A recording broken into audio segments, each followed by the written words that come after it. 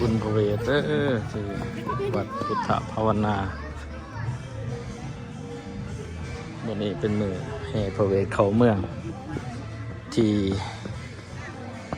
พุทธภาวนาเมืองแวดฟอร์ดรัฐแมสซาชูเซตส์ประเทศสหรัฐอเมริกาวันนี้ก็ฝนตกนิดนึงอากาศเย็นวันที่23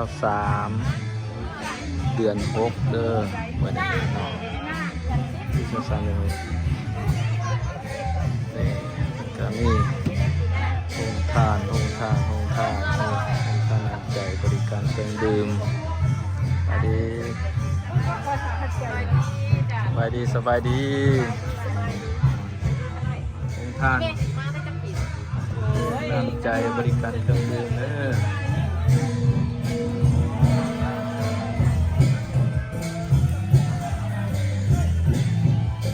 ยอมเป็นไรมาใส่กับคนโต๊ะเนาะ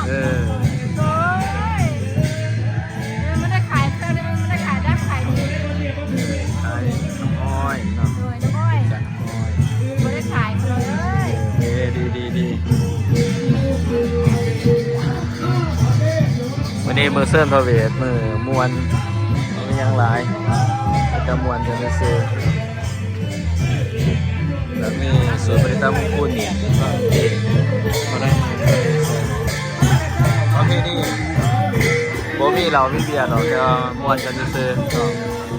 บ่มีเราไม่เบียร์มวนกันจะซื้ออยู่ที่สหรัฐอเมริกาเด้อพี่น้องผู้ชมทั้งหลาย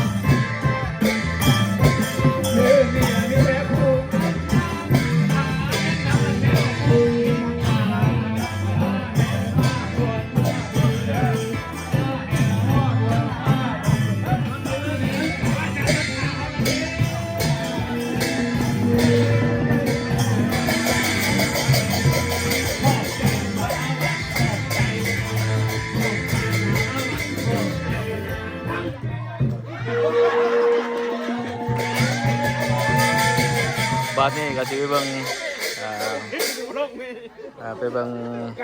ฟอนศิลปะวัฒนธรรมแบบภาษาประเพณีศิลปะวัฒนธรรมเราก็จะ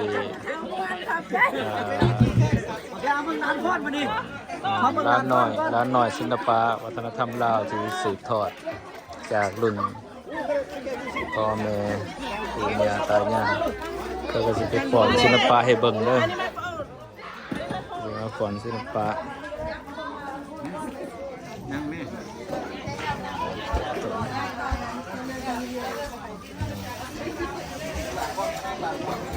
ร้านหน่อย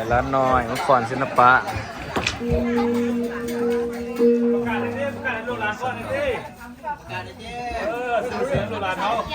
เหรอ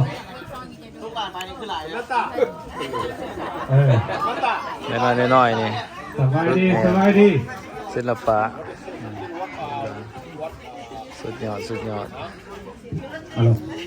บทอดศิลปะวัฒนธรรมลาวให้คงอยู่ให้ลูกหลาน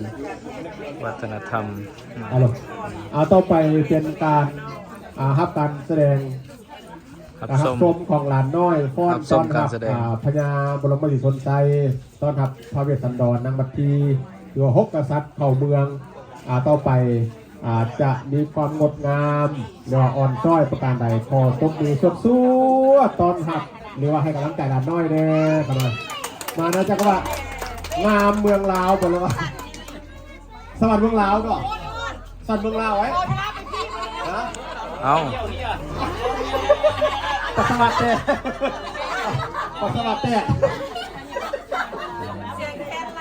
เสียงแคนลาวเนาะ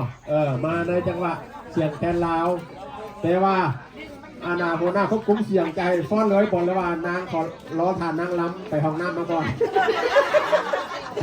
อาจารย์ใดก็ตามขอครับชมรับฟังหน้านักแสดงไปก่อนเนาะก่อนนางล้ำจะมาฮอดยกตัวเองไหมโอเคให้ทุกตาฟ้อนก่อนสามารถทุกตาฟ้อนเพียงหนัง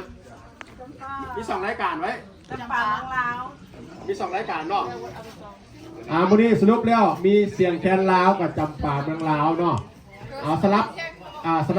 เอารุ่นใหญ่สกอนเนาะมาในจังหวะจำปาเมืองลาวฟ้อนโดยสมันตา